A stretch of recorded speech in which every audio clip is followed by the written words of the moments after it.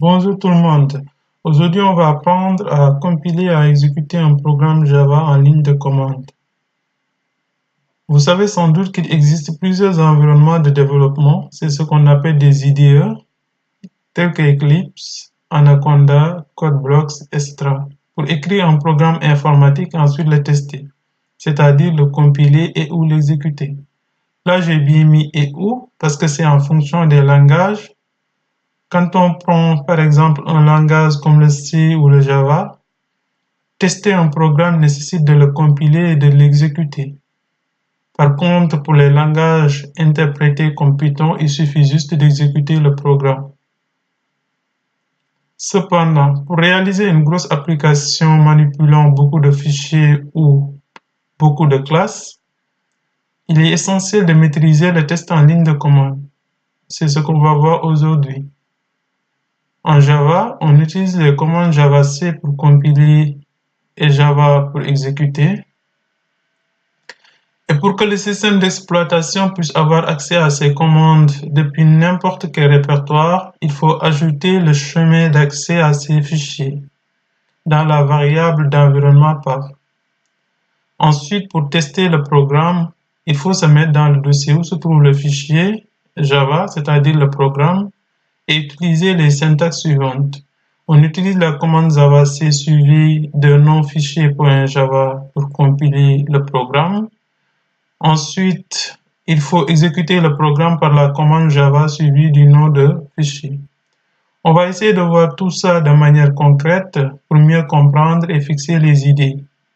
Alors, je vais ouvrir le terminal et quand on tape la commande javac, vous voyez, on a comme réponse javac n'est pas reconnu en tant que commande interne ou externe, un programme exécutable ou un fichier de commande. Ça, c'est parce que le système d'exploitation ne sait pas où se trouve la commande javac. Et pour résoudre ce problème, on va juste modifier la variable d'environnement path. Donc, je vais venir ici, je vais chercher cette variable path et je vais juste essayer de modifier cette variable. Alors, je vais cliquer sur variable d'environnement et vous voyez ici, j'ai la variable d'environnement path. Cette variable d'environnement contient des chemins. Donc ici, on a un premier chemin, un second chemin et un troisième chemin. Et là, on va venir au niveau du disque dur. On va chercher le dossier où se trouvent les programmes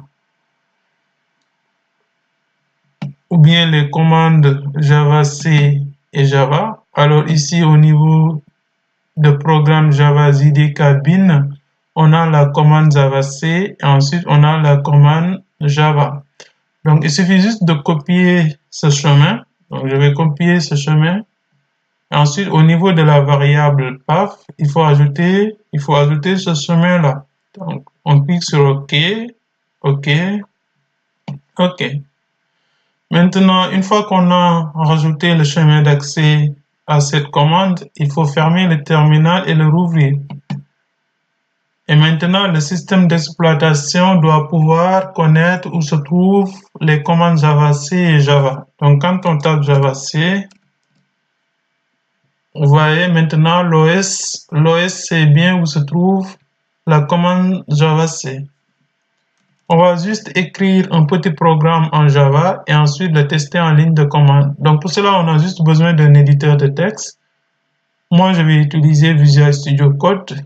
Vous pouvez utiliser n'importe quel éditeur de texte que vous avez, Bloc-Notes, Sublime Text, etc. Donc ici, je vais créer un nouveau fichier. Je vais enregistrer ça. Et ce fichier, je vais l'appeler test.java. Alors, dans ce fichier, je vais créer une classe.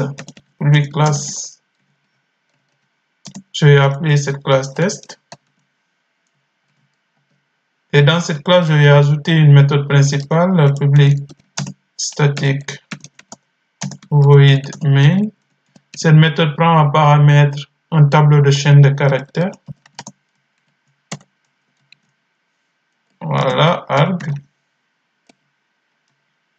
Et je vais tout simplement afficher hello world pour être simple. Voilà. Je vais enregistrer. Et là, maintenant, on doit pouvoir compiler et exécuter notre programme. Pour cela, il faut se placer dans le dossier où se trouve le programme, le fichier. Alors, je viens ici, vous voyez, et je vais copier le chemin. Donc, je vais copier le dossier. Avec la commande CD, je peux me placer dans ce répertoire. Et donc là, en tapant la commande javac suivi de test.java, je vais compiler le programme. Une fois le programme compilé, maintenant il faut l'exécuter. Et pour exécuter, c'est la commande Java, comme on avait vu, hein, et on va passer test. Vous voyez, on a bien le résultat de notre programme Hello World. J'espère que vous avez maintenant compris comment compiler et exécuter un programme Java en ligne de commande.